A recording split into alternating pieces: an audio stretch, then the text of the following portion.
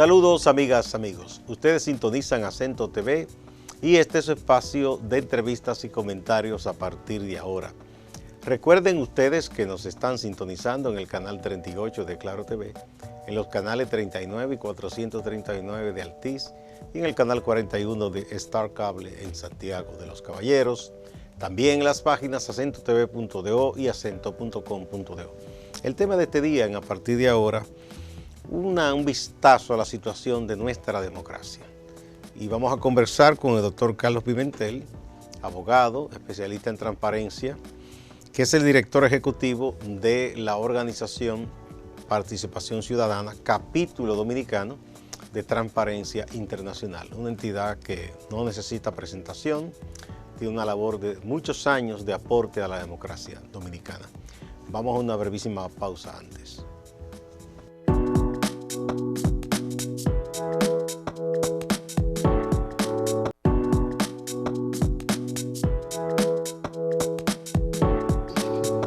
Muchas gracias por acompañarnos. Don Carlos Pimentel, bienvenido una vez más. Como no, un placer estar aquí siempre y poder hacer esos balances, esos recorridos, a eso que llaman la democracia. Bueno, vamos a ver. Uno escucha siempre, los políticos suelen ser, sobre todo a veces esos partidos que son un tanto extremistas, ideológicamente hablando, o asumiendo posturas. Hay algunos que dicen, le llaman partidos proféticos. A veces son partidos pequeños que asumen un tema y lo insisten y viven denunciando. Siempre creen que el país está en peligro, o el Estado, o que hay una tragedia. Bien, y a veces se da ese tipo de debate así tan incisivo entre fuerzas de un propio partido cuando no están de acuerdo. En estos momentos, por ejemplo, el partido de gobierno, el PLD, no es un secreto para nadie, está virtualmente dividido entre dos fuerzas, la que representa el presidente Danilo Medina y la que representa el expresidente Leonel Fernández. Si uno escucha desde el litoral del presidente Fernández, uno piensa que estamos como al borde del abismo, ¿verdad? Del otro lado dicen que no, que son cosas tratables, que no hay problema. Igual, desde algunos sectores de la oposición también se habla de los graves riesgos que en estos momentos podría sufrir la democracia dominicana. ¿Es tan cierto ese riesgo o son situaciones que se pueden manejar con cierta normalidad en un país, en un Estado democrático? Bueno, ciertamente la restringida, débil y famélica democracia será puesta a prueba nueva vez. La democracia no te agradece esa definición que tú le diste. Bueno, pero digo, famélica, restringida y débil. Y débil, totalmente. Casi tú la pusiste al borde de la muerte. Sí, es una realidad, realmente. Realmente es así. La República Dominicana se encuentra en este momento amenazada.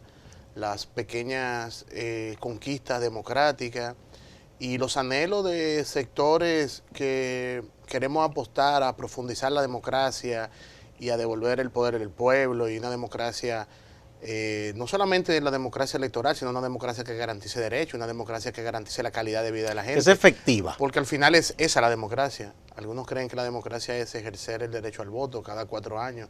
La democracia tiene que garantizar calidad de vida de la gente. Y visto de esta perspectiva, pues la democracia nuestra tiene deudas importantes con el soberano.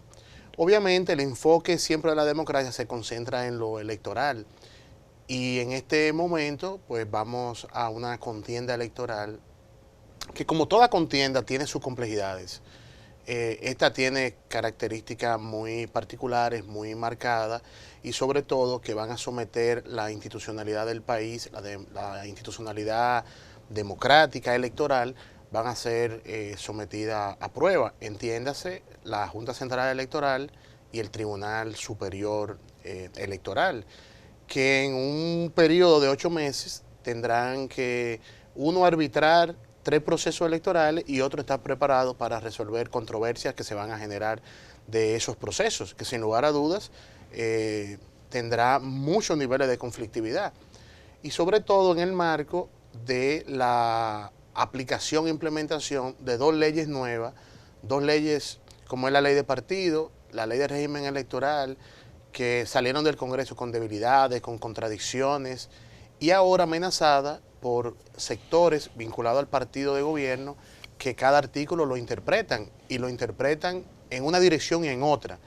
Entonces yo digo, wow, pero esta es una de las normativas más confusas que se ha aprobado en el país, porque en el transcurrir de su implementación, que es efímero todavía, nos damos cuenta cómo a raíz de aspectos particulares se desprenden un conjunto de interpretaciones y cada sector al interior del Partido de la Liberación Dominicana entiende que tiene la verdad absoluta. Y podemos poner algunos ejemplos.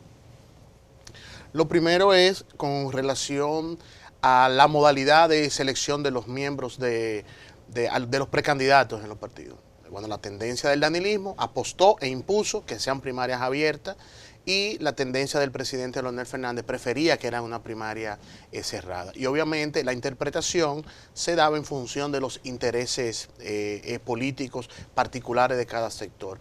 Al danilismo desde el Estado le conviene tener una primaria abierta y poder utilizar todo el aparato del Estado para agenciarse todos los votos que necesite y apostar a hacer casi un proceso plebiscitario, como lo llegaron a llamar algunos.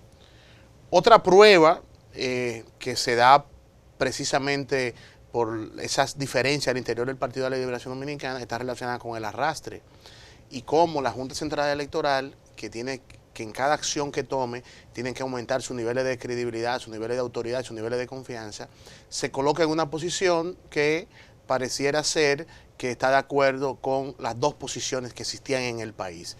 Una, que se elimine el arrastre, los sectores más democráticos y todos los partidos políticos de oposición, y en el caso del Partido de la Liberación Dominicana, en un primer momento preferían que se mantenga el arrastre, y después sí ya hubo diferencia entre el danilismo y el leonelismo terminó afiliándose a la posición de que se elimine el arrastre.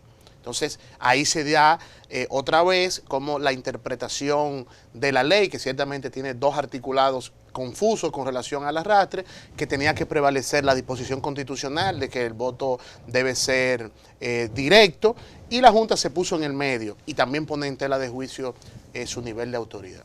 Por cierto, antes que pasemos a otro tema. No, y lo próximo sobre todo. ¿En qué ha quedado eso? Porque la Junta dijo que quería que le enviaran y que los originales de la ley, yo no sé. Algunos proponían que eso se resolviera reformando la ley. ¿En qué ha quedado? Bueno, hay una decisión ya definitiva de la Junta. De hecho, el presidente de la Junta dijo que ya que no había marcha atrás. Que no hay marcha atrás, que eso es lo que va a pasar. Y hay algunos recursos en el Tribunal Constitucional. De hecho, el Tribunal Constitucional había planteado que todos los recursos vinculados con la ley de partidos lo iba a conocer un mismo día a todos para fallarlo, de manera que podamos seguir adelante. Mientras todo eso pasa, la Junta tiene que organizar su proceso electoral, tiene un tiempo que es... Tiene un calendario de trabajo muy apretado. Tan estrecho que los plazos no resisten que se pueda mover un día. Pero ¿qué pasa? Otro tema que está en la palestra, que va a poner a prueba la autoridad de la Junta y que se produce precisamente por las luchas al interior del Partido de la Liberación Dominicana, es el tema de las reservas. Del 20% de las reservas. Se ha generado una interpretación de que la reserva es de la totalidad de los cargos, entiéndase de los 4.113 cargos, cuando la ley, desde nuestro punto de vista, es como muy clarita y establece que la reserva debe ser por cada uno de los niveles de los cargos. Se ha llegado a plantear que en las negociaciones... De los niveles de los cargos, es decir, 20% de senadores, 20% de diputados. Así es. Entonces, no atiende el aspecto del territorio. No, y no de la totalidad, no el 20% de todo, porque ¿qué puede pasar? Que tú le vas a dar a quienes tienen la dirección y el control del partido la posibilidad de establecer y reservarse todos los cargos a senadores, todos los cargos a diputados y todos los cargos a alcaldes. Sí, porque, y cuando viene a ver, porque si el porcentaje de la totalidad, y cuando viene a ver dejan la regiduría de todos los directorios municipales. Y si es así, entonces no hay que ir a primaria. No hay que ir a primaria. ¿Por qué vamos a primaria?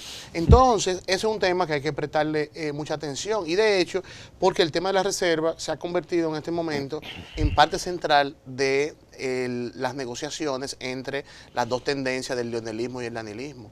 ¿Por qué? Porque pareciera ser que el leonelismo está dispuesto a ceder todas las reservas al danilismo de los diputados, de los senadores, y bueno, quédate controlando el Congreso y por otro lado, bueno, pues el impedimento a la reelección, no vamos por una reforma constitucional. Entonces, no solamente el tema de las reservas, no solamente la decisión que eventualmente tiene que tomar la Junta de hacer prevalecer lo que establece la ley, sino que la interpretación no son jurídicas, son de carácter político y de carácter político que defienden a intereses. Entonces, eso está sobre la palestra. Entonces, como podemos ver, estamos en una etapa todavía muy inicial del proceso en cuanto a las formalidades normativas, porque el 7 de julio es que se van a abrir ya la pre-campaña.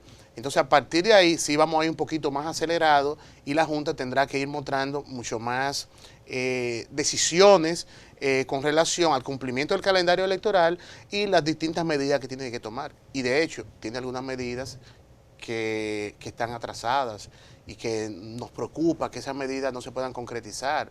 O sea, la ley de partido establece 4 reglamentos y de los 4 nada más hay uno aprobado. ¿Cuál es el único que está aprobado? Es el reglamento de las primarias. Después hay un reglamento que desde nuestro punto de vista es fundamental, el reglamento para establecer el control financiero de los partidos. Ese reglamento ni el borrador está todavía. Esa es de la ley electoral. Exacto. No, de la ley de partido. De partidos. De la ley de partido. No está ese reglamento, ni siquiera borrador todavía. Y eso es muy importante porque la ley de partido tiene una disposición que nos parece muy interesante y de hecho los partidos deben estar en eso ya. Y es que los partidos tienen que tener una cuenta única. No es como que tú tienes 10 cuentas o como en una ocasión cuando se le cuestionó a Víctor Díaz Rúa que él dijo, no, que la cuenta no es mía.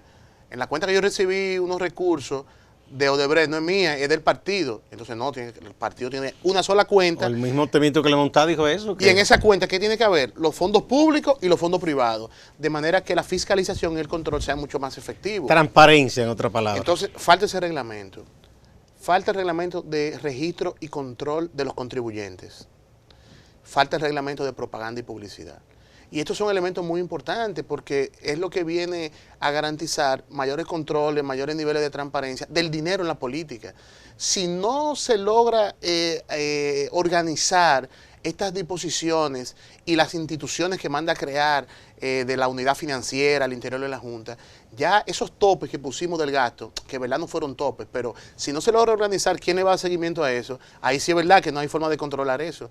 De hecho, yo me pregunto ahora, en este proceso ya de algunas actividades proselitistas claramente, ¿la Junta va registrando esos gastos ya? Tiene que irlo registrando. Por ejemplo, yo me pregunto si las actividades que se estuvieron realizando durante varios fines de semana vinculadas a la reelección... Que no eran campañas. Por eso debe estar registrado ese gasto ya, ¿verdad? O la actividad del expresidente Leonel Fernández. Debe estar registrado ese gasto para saber con relación a los topes. Alguien tiene que estar haciendo eso. Y me temo que la Junta no está haciendo eso. Bien, tú has puesto el dedo en la llaga en cuanto a la Junta, que yo digo que tengo el temor de que tanto trabajo pendiente desborde a la Junta. Yo no sé si la Junta va a necesitar que se le auxilie, sea con más recursos para que pueda contratar personal temporero extra y lo entrene, porque es mucho trabajo. Bueno, y hay que decir que por eso desde Participación Ciudadana, cuando se estuvo discutiendo la ley de partido, planteamos muy claramente que no convenía que la Junta tenga que organizar los procesos internos de los partidos. Y de hecho hemos visto que las últimas actividades de la Junta estuvo en un proceso de registro en las convenciones del PRD, estuvo en otro proceso asambleario de otro partido. Se está preparando ahora su mayor actividad, de acuerdo al calendario electoral, tiene que ver con la primaria de octubre, y de hecho ha dedicado tiempo importante, recursos, a preparar ese proceso de octubre. Yo prefería que la Junta hubiera estado preparando febrero y que cada partido organice su proceso interno. Y por eso... Pero bueno, la ley lo dispone así. Lamentablemente sí. La ley lo dispone. Y la Junta, bueno, está avanzando en esa dirección y por eso estamos involucrados nuevamente en el voto automatizado. O sea, la Junta ha decidido que para poder gestionar esto, o sea, estamos hablando que en las primarias del PLD, alrededor de 6 millones de personas tienen derecho a votar. Estoy excluyendo el millón y tanto que tiene el PRM en su padrón. Tienen derecho a votar. Si es abierta, pueden todos. Uno piensa que en No, su pero sano del, juicio... no, pero del PRM no. Si, porque cuando se va a votar, bueno. si está inscrito en el PRM, no tiene derecho a votar. Las cuales son simultáneas. Ya. Entonces no tiene ese derecho. Entonces, el PRM tiene su 1.000.000 y tanto más o menos que van a votar. Pero se van a elegir los precandidatos de 4.113 cargos. Se estima que son más de 30.000 precandidatos. Sí, porque hasta por cada regidor hay varios aspirantes. Entonces, ciertamente hay que reconocer que el entuerto que el legislador hizo con este sistema que diseñó de primaria organizada por la Junta no lo podía gestionar, eso hay que decirlo, si no era a través de un sistema automatizado. Porque imagínate en físico una boleta electoral con 4.000 y pico de cargos y 30.000 precandidatos. Eso es como una sábana. No, boleta. Yo creo que incluso para el común del ciudadano, la ciudadana. No, una boleta, serían como 4 boletas. Eso sería un rompecabezas. Porque imagínate una boleta de los precandidatos presidenciales. Esa tendría por lo menos 3 o 4, ¿verdad? De Carlos, PLD. Tú has puesto la preocupación en esta primera parte en la Junta, que ciertamente todos debemos tratar de que esa entidad pues salga con bien en todo esto. Tiene que salir, o sea, el país no tiene opción. La Junta, o lo hace bien la o lo Junta tiene que salir bien y tenemos que apostar y apoyar para que la Junta del primer desafío de octubre pueda salir fortalecida. Porque si no... Pueda salir con autoridad. Y la forma, y lo hemos dicho muchas veces y lo vamos a reiterar aquí, o sea, la forma de que la Junta salga con autoridad es muy sencilla. Es que haga cumplir la ley. Es la única forma, hacer cumplir la ley para aumentar su autoridad y su confianza. Para que podamos ir a febrero. Y si vamos a febrero, tenemos que llegar a mayo. Bueno, tomó una decisión que mandó a los partidos que pararan toda actividad disfrazada, pero era campaña al fin y al cabo, que unos decían, bueno, son encuentros con compañeros, son estos, son actividades de apoyo, pero todo el mundo sabe que tenían una fines decisión electorales. Que la felicitamos y de hecho participación formalmente la había solicitado, que actuara ante actividades claramente que eran proselitistas. Y tiene que ser una actuación permanente y mucho más diligente, porque felicitamos, reconocemos que actuó un poco tarde, eso hay que decirlo, porque ya el daño se había producido y tiene que estar muy atenta. O sea, parece ser que en esta semana hay otro anuncio que tiene ribete proselitista. La Junta debiera escucharlo inmediatamente y tomar las acciones. Ahora bien, ¿cuáles son las sanciones que establece la ley? Son 2 tipos de sanciones: no entregar los fondos públicos y la inadmisibilidad de las candidaturas que tengan eso. Eso es lo que establece la ley.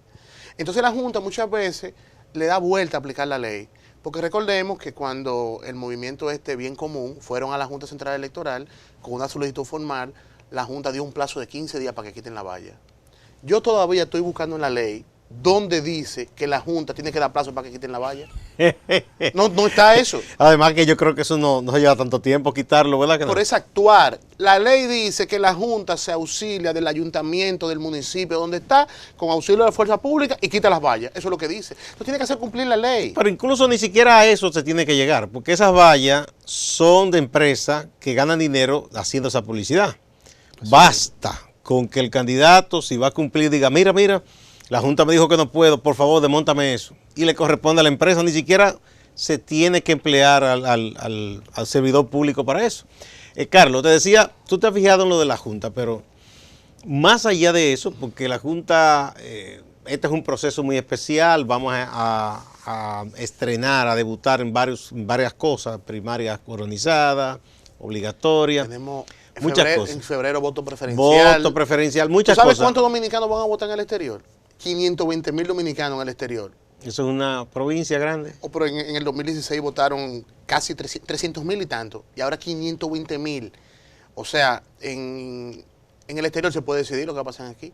En Estados Unidos y en España se concentra el 60% de los votos, de esos 520.000. O sea que ese es un filón para ya la Junta aprobó el reglamento del voto en el exterior. Para los partidos es un filón. Pero te decía, como hablamos en general de cómo tuve la salud de la democracia, porque en el debate que ha venido, en principio era reducido a un sector que yo digo quizá era pequeño, porque habían abogados opinando y dirigentes del PLD básicamente, de si el presidente Medina se le debe habilitar para que se repostule o no.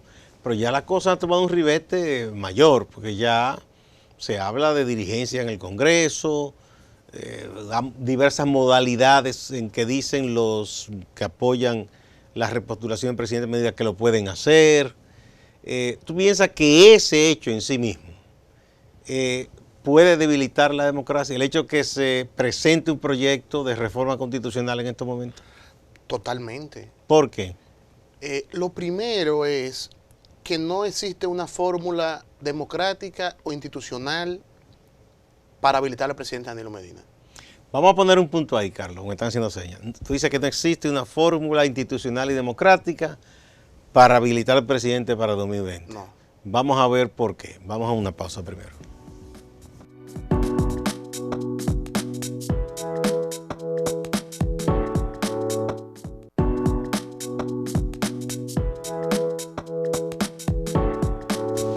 ¿Qué tan saludable y fuerte es la democracia dominicana?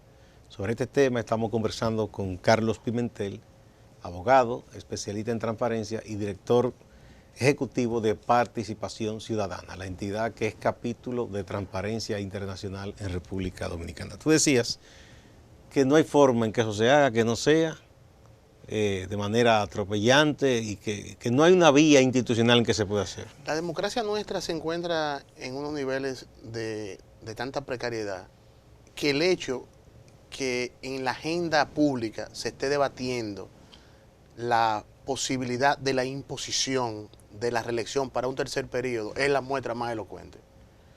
Porque eso en cualquier país que mínimamente tenga una intensidad democrática, de institucionalidad, esas son cosas que no se discuten.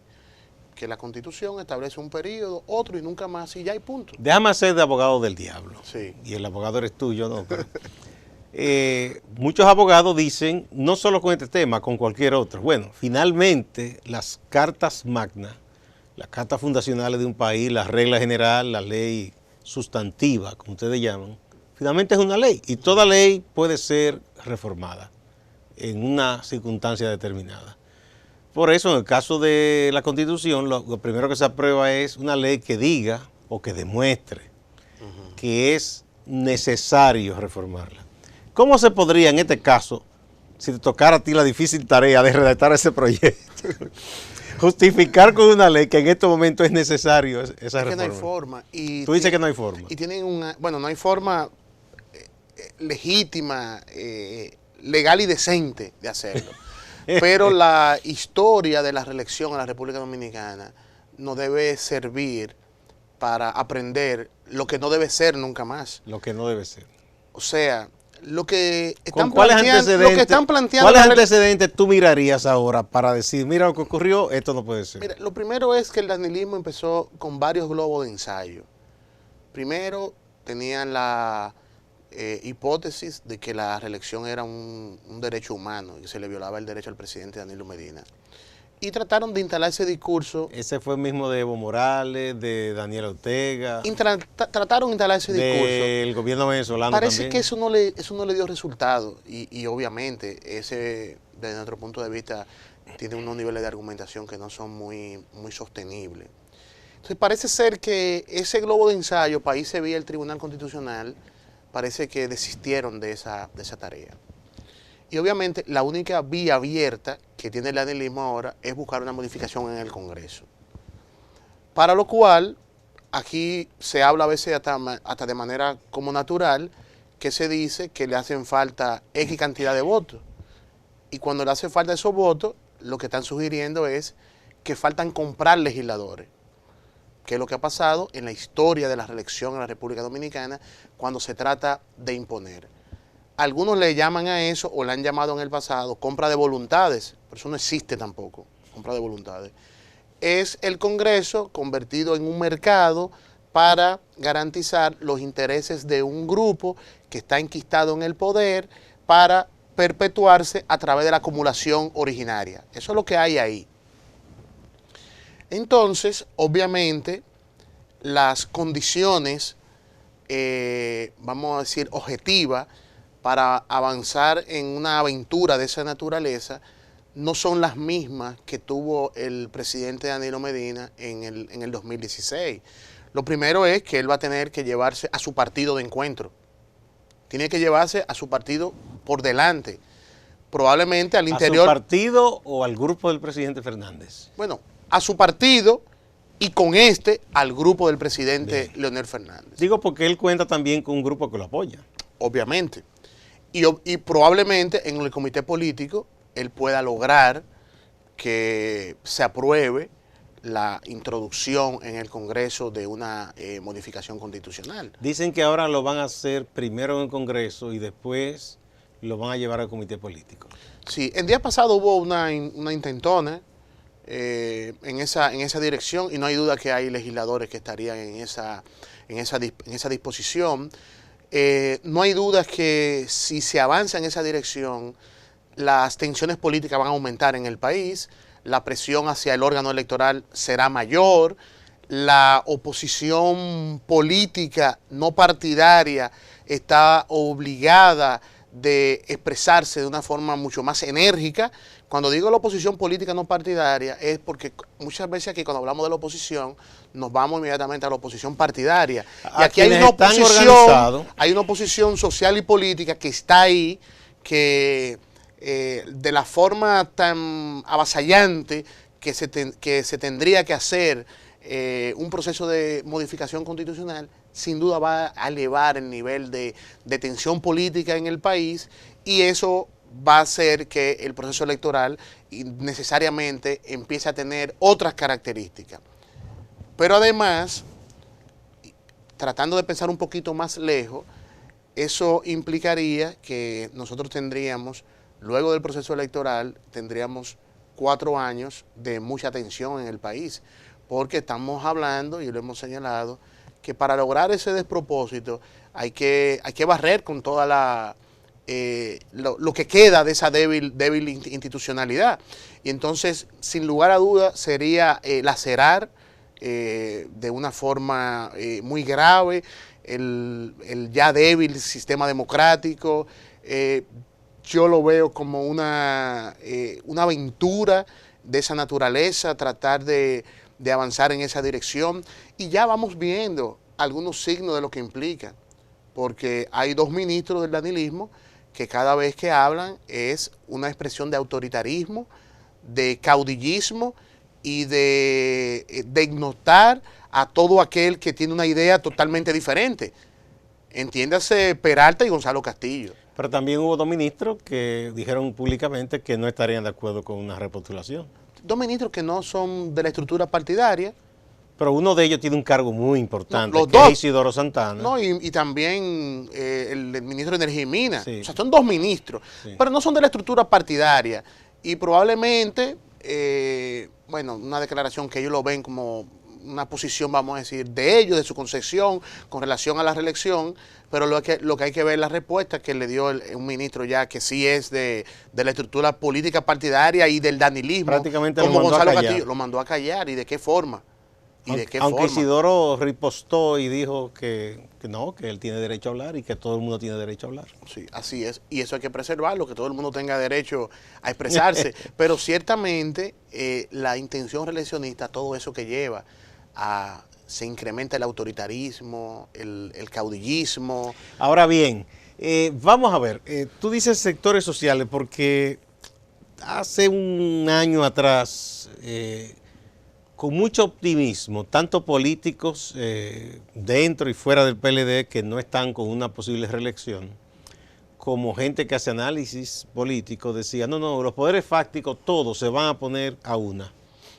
Pero ya uno ve, porque nuestra sociedad es tan especial, por no decir otra cosa, que se resquebraja ese posible núcleo opositor de la sociedad. Hemos visto ya empresarios que han lanzado piropos al presidente y a una posibilidad de que se reelija. La iglesia ha dado unos zigzagueos o culebreos extrañísimos, de una firmeza en un momento dado, en unos sermones, en una entrevista, pasó después a decir, somos amiguitos de la prensa que quiere ponernos a pelear. Su mentirita piadosa ahí lanzó al arzobispo porque la prensa no se inventó nada, eso estaba ahí. Claro. Por ese lado. Lo otro también, yo no sé si hace bien a la causa de oponerse a esa reforma constitucional el hecho de que se estén haciendo ciertos bultos No, a ustedes todo el mundo lo conoce y la seriedad de participación, la seriedad de universidades, por ejemplo, académicos que se han pronunciado. Pero ahí llevaron, por ejemplo, en estos días, de que un grupo de transportistas que están preocupados por la democracia, con unos letreros igualitos, también pintados como los que llevaron unos abogados. Entonces, también la gente como que no le gusta que le tomen el pelo. Hay gente que tiene una posición de seriedad y hay oportunistas también.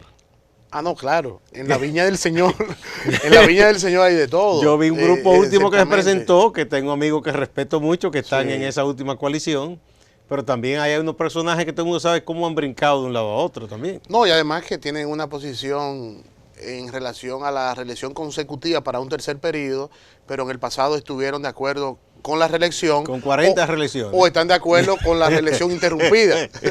O sea, ciertamente hay. Entonces, como que tú dices, mucho... ese no es el que me va a decir a mí que es que está defendiendo la Constitución y la democracia, ese está defendiendo otra cosa. Ciertamente hay mucho de eso. Y también hay otro nivel de reflexión, porque hay el panorama político no es en este momento tan claro, ni hay distintos elementos que van influyendo, eso que tú señalas de los grupos fácticos.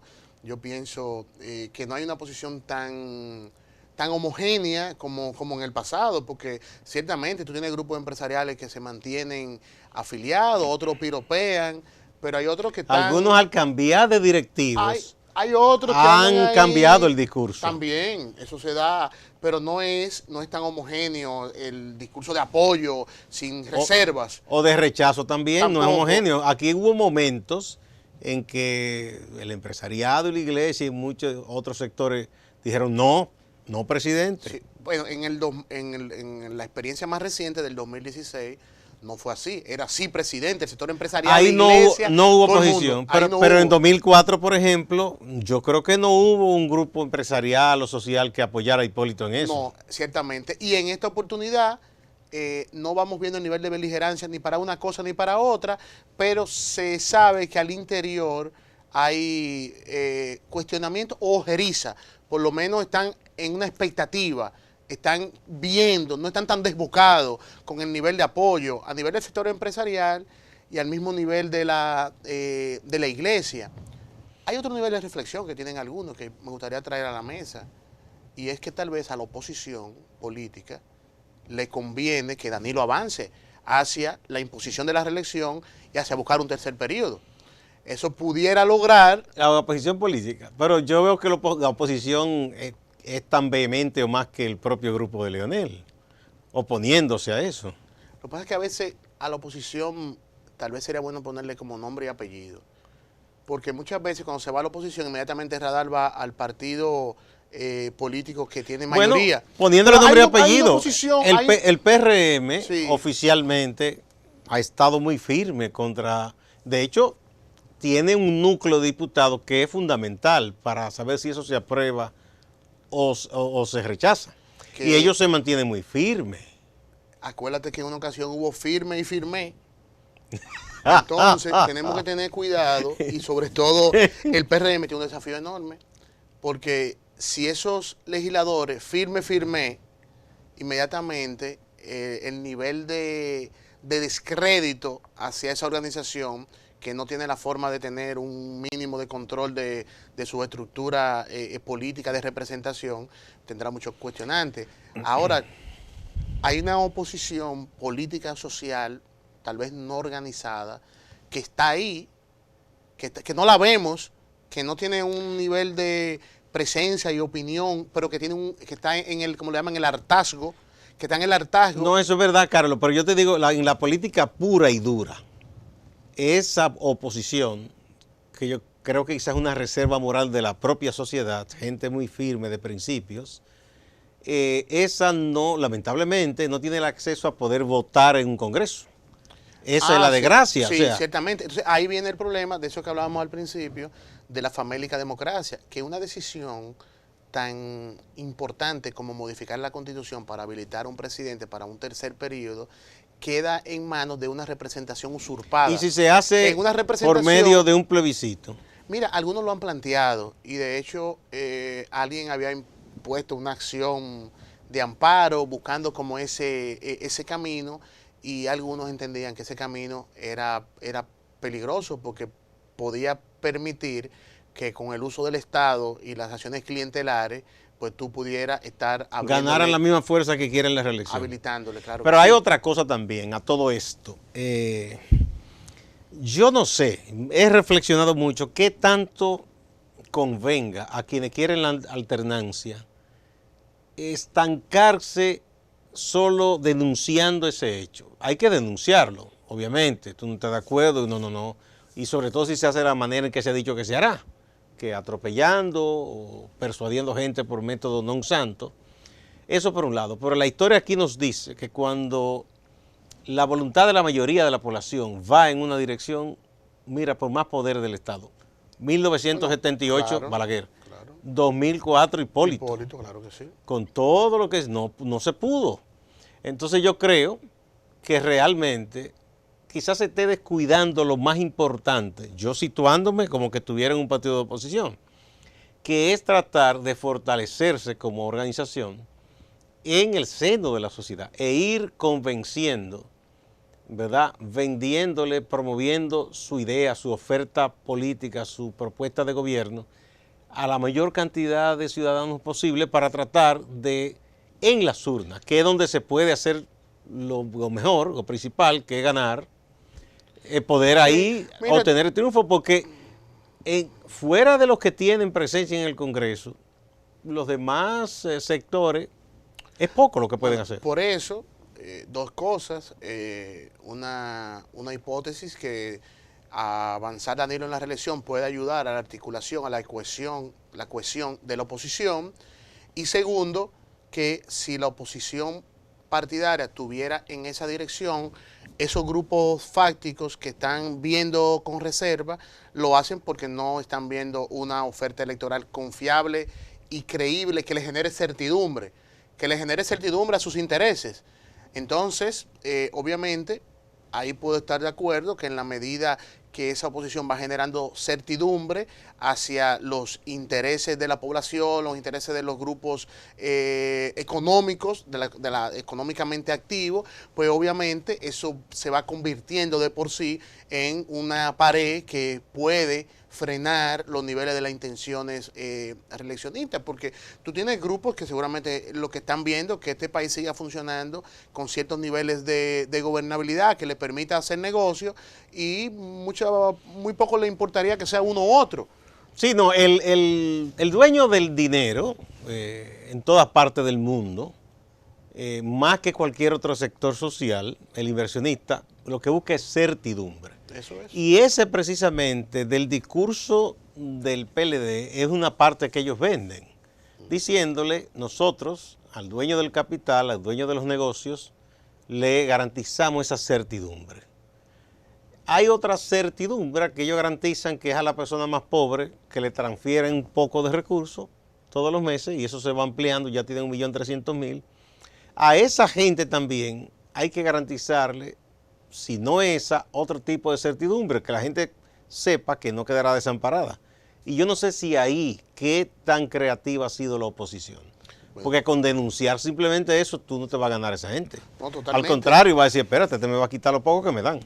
Elevar la oferta electoral programática con bases mucho más sólidas de reivindicación de derechos y que empiecen a generar ese nivel de confianza, obviamente esa es una labor pendiente. Una tarea que es pendiente, que pueda permitir sacudir la bien engrasada estructura y maquinaria electoral del Partido de la Liberación Dominicana, que también yo pienso que es oportuno sustraernos de la discusión de las dos tendencias al interior del Partido de la Liberación Dominicana, porque al final ese partido, cualquiera que sea la tendencia, vuelve a su bloque de cohesión, con algunas excepciones en el camino, alguna disidencia. Pero están claros que ellos quieren permanecer ahí. En unos primeros días o meses probablemente se va a observar un nivel de división, de descontento, pero cuando la estructura partidaria y la estructura partido-estado vuelva otra vez a ubicarse hacia la permanencia en el poder, ahí olvídate que nadie se va a quedar fuera de esa orientación. Esos que hoy están disidentes porque hay una lucha interna. Pero después que ya esté claro quién es, se van a confluir, porque desde el poder nadie se divide. Y yo creo que ese ha sido otro error de la oposición política, que muchas veces apuesta su triunfo con el fracaso de otro. Se recuesta diciendo, no te preocupes, que la gente va a sacar. No es tan sencilla Eso no la es cosa. así, ¿no? Tiene que una estructura. Hay una labor que hay que hacer. Totalmente. ¿Tú piensas que la está haciendo la oposición? Yo pienso que le hace falta mucho más conexión, le hace falta propuesta. Yo te voy a poner un ejemplo. Si una muchacha que hace un tiempo nos hacía algunos trabajos en la casa, a mi familia, yo hablando con ella, porque ella le pasan un bono luz, un bono gas. Ella básicamente, además de esas cositas, porque es madre soltera y tiene a su cargo a su madre, que ya es una señora anciana enferma, ella tiene que hacer trabajo así por las casas, una persona le plancha, otro va y le lava, y reúnen un dinerito. Entonces yo hablando con ella, me decía, mira, a mí eso me da un poco de vergüenza, don Gustavo, pero si yo dejo eso, ¿de qué yo vivo? Ellos me anotan y siempre pasan como lista. O sea, eso es asegurándose de que esa gente esté clara quién es que le da eso. No hay duda, eso es un mecanismo de control. Eso le hemos llamado, eso es una estructura clientelar institucionalizada. Así que eso funciona. Entonces, ¿cómo podríamos sustituir eso? Pero eso vamos a hablarlo después de esta pausa.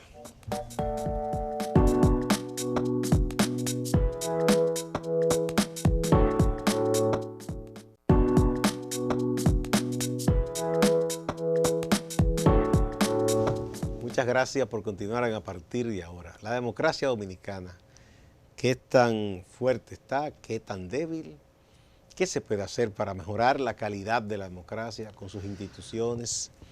Y los riesgos que acechan. Entre esos riesgos, bueno, el hecho de que se quiera pasar una reforma constitucional que muchos entienden que sería atropellante y espuria. Carlos Pimentel, de Participación Ciudadana, nos está ayudando un poco a reflexionar sobre esto. ¿Qué hacer? Porque se crea una situación con esa cantidad de personas pobres que reciben lo que llaman la transferencia condicionada de presupuesto. Le ponen un nombre hasta bonito. Sí. Tú dices que es una estructura clientelar. Sí. Pero esa gente así porque sí tampoco, de pronto se le puede decir, ya esto terminó. Porque también hay gente que la misma sociedad, el mismo sistema político ha excluido durante muchos años.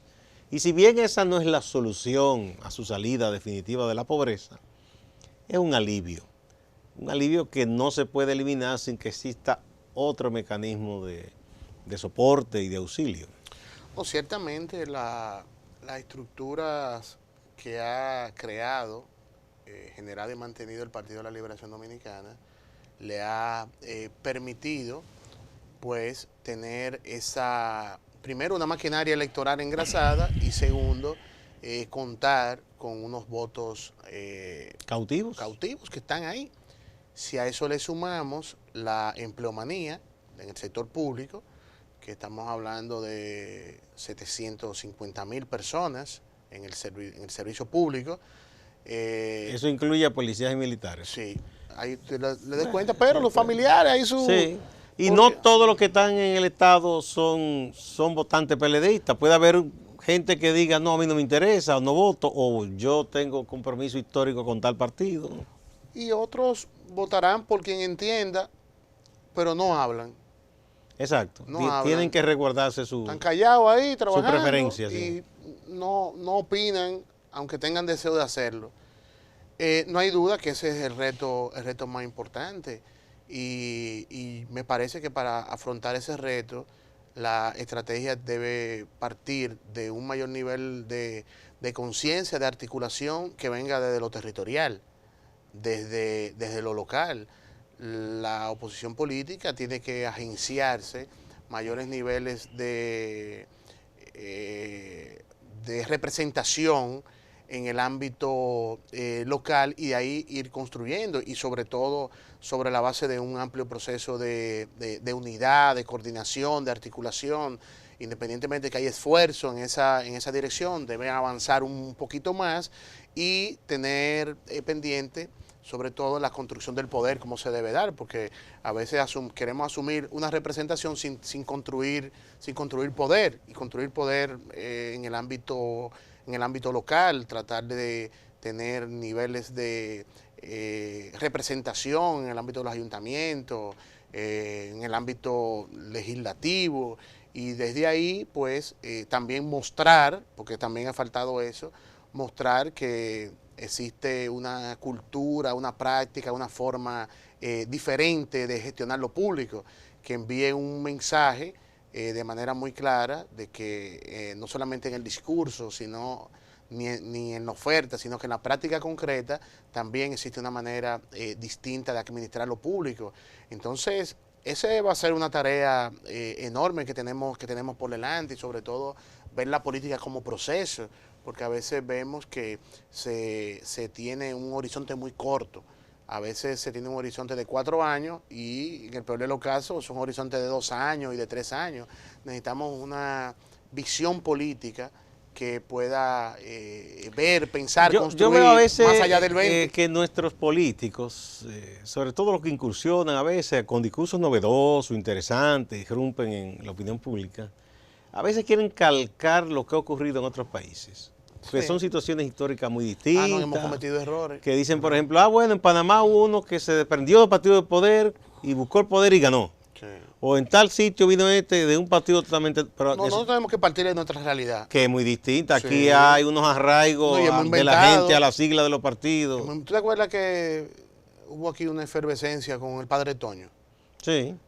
Y después con los regímenes militares. Y ya había coroneles y generales. Varios que hicieron partido. El modelo.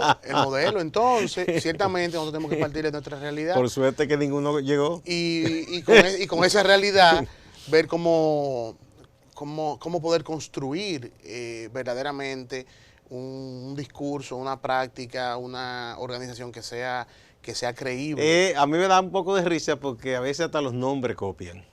Sí. Sí, tiene tal cosa en tal país, aquí le cambian un poquito, pero... Sí. Pero de todo, tanto de la región como de otras partes de Europa, sobre todo de España, hay algunos ejemplos. Sí. Y fíjate, casi siempre los ejemplos de organizaciones políticas exitosas que irrumpen con modalidades distintas, siempre son novedosas y genuinas del país, que es muy difícil que tú extrapoles una realidad a otra. Yo creo que nos ha faltado mucho de eso. Sí. Nos ha faltado mucho y olvidamos algo, por ejemplo. ¿Quién gobierna ahora? El PLD. Pero el PLD duró muchos años para llegar ahí. Sí. En esos años que era don Juan, un hombre tan disciplinado y trabajador en la política, eso fue un trabajo de hormiga poco a poco. Sí. El PRD, señores, fue en el 39 que se fundó y se chupó todo ese tiempo en el exilio y vino, gobernó poco tiempo y después pasó mucho tiempo para poder volver a Por hacer eso gobierno. uno de los mayores males que hemos tenido es el inmediatismo.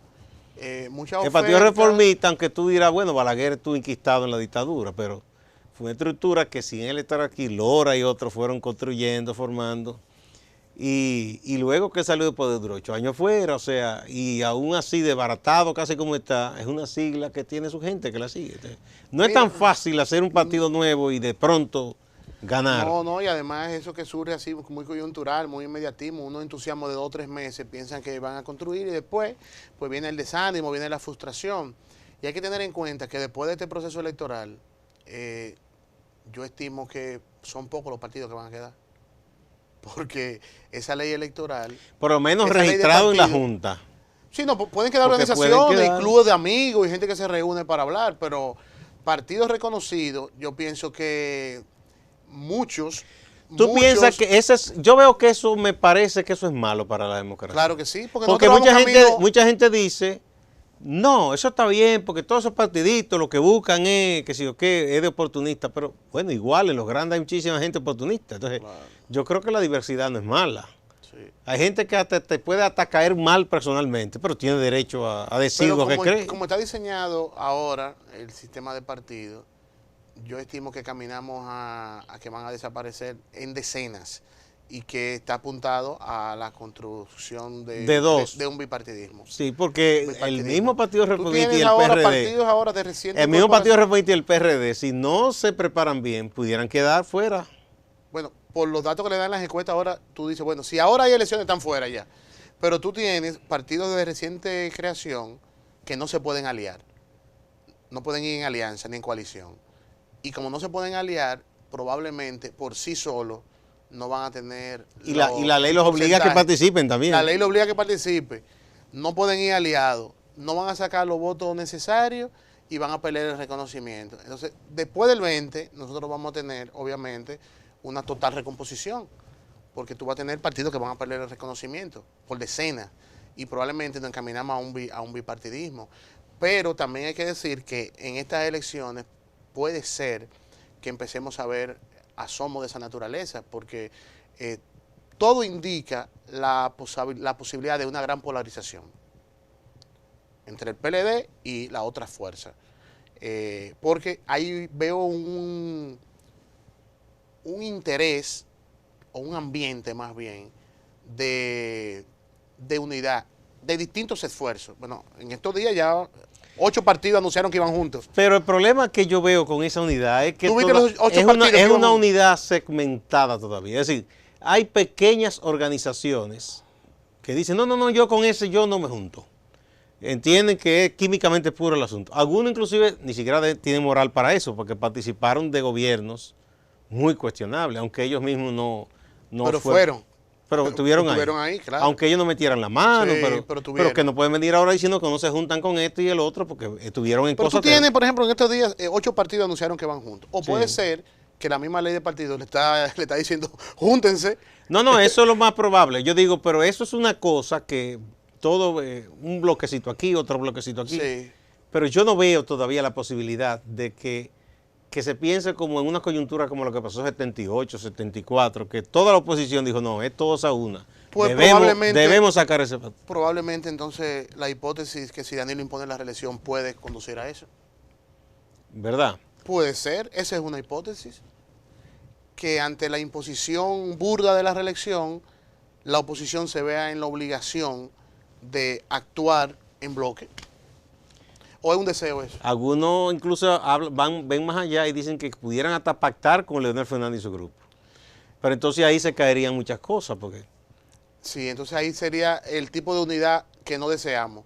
Sí. Porque también la unidad porque entonces, tiene que tener... ¿qué se pueden acusar? Porque habrá maco y cacata en toda parte. Sí.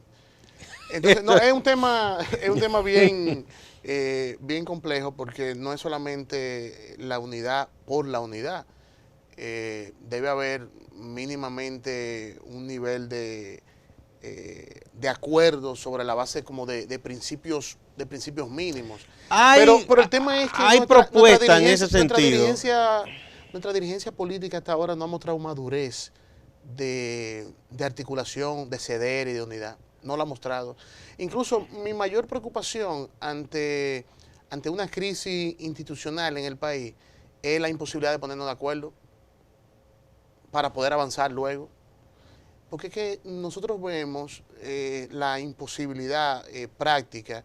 Incluso tú miras cuál es tu planteamiento de este y de este, y es lo mismo. Y es lo mismo. Pero probablemente hay una cosita del pasado que no lo permite ir juntos. O porque todo el mundo quiere ser que encabece. Yo creo que... Nadie quiere ceder ese protagonismo. Eso es. Eso es difícil. Eso es muy complejo. Yo a veces he pensado, si aquí tuviéramos un sistema de esos parlamentarios como hay en países europeos, no formáramos gobierno nunca. Sí. Sería un desastre. Y si la oposición dice, bueno, que es por el Congreso que va y genera un equilibrio. Bueno, ojalá eso sería interesante para que ese poder haga su papel histórico de hacerle contrapeso al Ejecutivo. Sí, su función, por lo menos, vamos a recuperar la función primaria del Congreso, sí. Primer poder del Estado. Vamos aquí a representar como debe ser, vamos a fiscalizar y vamos a controlar esto. Eso pudiera ser, yo digo, metas que yo creo que sean realizables. Sí, eso puede ayudar y sería un aporte. Me preocupa por otro lado también, Carlos, y ya tenemos que terminar, que veo esfuerzos importantes que han surgido de gente joven, gente que no ha estado vinculada en otras ocasiones a la política, con cosas, por ejemplo, ahí está bien común, que me encantan las cosas que esos muchachos y otros que no son tan muchachos dicen ahí y plantean. Esto que está planteando Bartolomé con otro grupo, yo creo que tienen cosas novedosas porque están haciendo una campaña con propuestas. Sí. Con propuestas muy Yo pienso que muy eso... claras, pero me preocupa que ellos vayan a sentir una frustración Sí.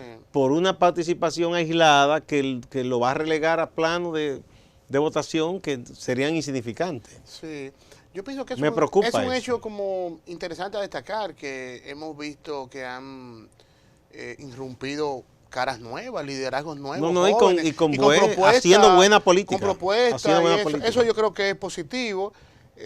Son procesos que tienen que madurar, tienen que persistir en el tiempo, tienen que desarrollarse, tienen que mostrar su capacidad de conversar, de dialogar, de articularse y de evitar el sectarismo que tanto daño nos ha hecho y apostar a ese gran proceso de coordinación y unidad, que es un anhelo desde que tú estabas en la universidad, yo creo. No, desde mucho antes. Ah, bueno. Recuerda el excelente ensayo de Muquien Sí, sobre los liberales, lo que históricamente ha pasado en este país. eso es lamentable. Es una desgracia para Sí. nuestra sociedad, pero bueno, aquí estamos. Muchas gracias, Carlos no? Pimentel, director ejecutivo de Participación Ciudadana. Amigas, amigos, no se vayan, que hay más en Acento TV.